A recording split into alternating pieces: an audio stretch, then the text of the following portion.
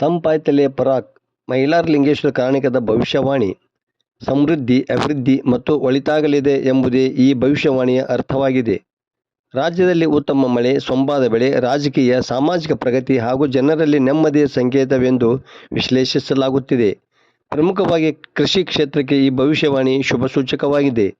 ಇದು ದೈವವಾಣಿಯಾಗಿದ್ದು ಗೌರಪ್ಪನ ಮೂಲಕ ಈಶ್ವರ ನುಡಿಯುವ ಭವಿಷ್ಯವಾಣಿಯಾಗಿದೆ.